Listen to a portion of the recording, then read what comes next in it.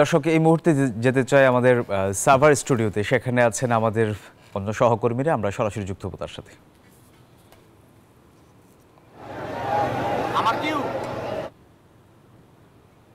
পূর্ব দিগন্তে সূর্য উঠেছে রক্তলাল রক্তলাল রক্তলাল।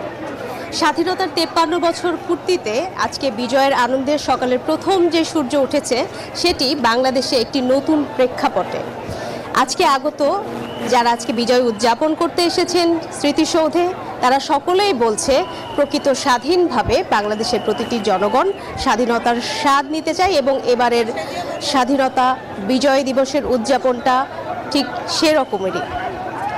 আমরা এই পুরো বিগত 53 বছরের বাংলাদেশের যে অগ্রযাত্রা, বিশেষ করে বৈষম্যহীন বাংলা গড়ার যেই স্বপ্ন মুক্তিযুদ্ধে ছিল 71-এর, সেই স্বপ্নকে ধারণ করেই জুলাইয়ে একটি নতুন প্রেক্ষাপট। কি বলেন সজল? ঠিকই বলেছেন মারুফা, আজকে বিজয়ের 54 বছর পূর্তি, 55 বছরের পদার্পণ। বিজয়ের আনন্দ উদযাপন করতে স্মৃতিসৌধে যেন মানুষের মেলা। বিজয়ের মেলা বসেছে আজ 53 বছর পূর্তিতে।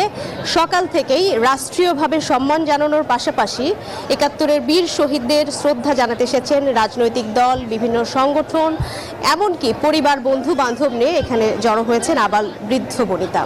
সেই খবর বিস্তারিত জানাতে আমাদের আরেক সহকর্মী সাইফুল ইসলাম, তিনি আছেন স্মৃতিসৌধের অপর প্রান্তে। তার কাছ থেকে জানবো সেখানকার চিত্র।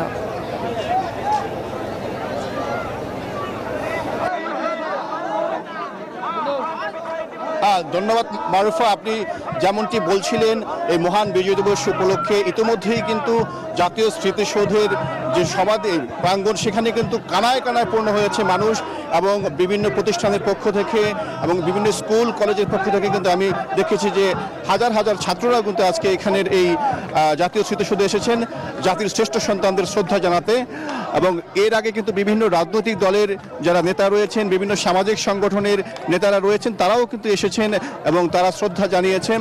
যারা সাধারণ মানুষ আজকে এখানে এসেছেন, সবার সাথে কথা বলেছি, সবার মুখে একটি কথা, তারা আগামী দিনে একটি বৈষম্য মুক্ত বাংলাদেশ দেখতে চান, একটি সমান অধিকারের বাংলাদেশ দেখতে চান, একটি স্বাধীন বাংলাদেশ দেখতে চান, এমন স্বাধীনতা যেখানে প্রত্যেকে তার মনের কথা নির্বিঘ্নে বলতে পারবে এবং প্রত্যেকে তার যে অধিকার সমানভাবে ভোগ করতে পারবে, সেটি কিন্তু বলছেন।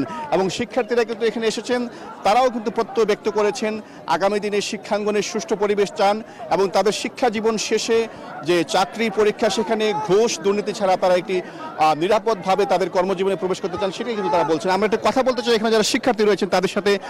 আজকে তো বাংলাদেশের 53 বছর পূর্ণ হলো, 54 বছরে পা রাখলো বাংলাদেশ। আপনাদের প্রত্যাশাটা কি?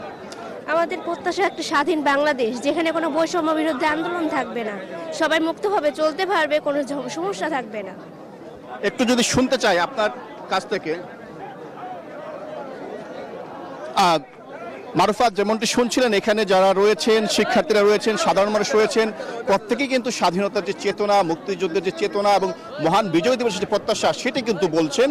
আমরা খবরাখবর রাখছি, পরবর্তীতে আপনার সাথে আবারও যোগ দেব। এই ছিল আমার কাছে এখন পর্যন্ত সর্বশেষ।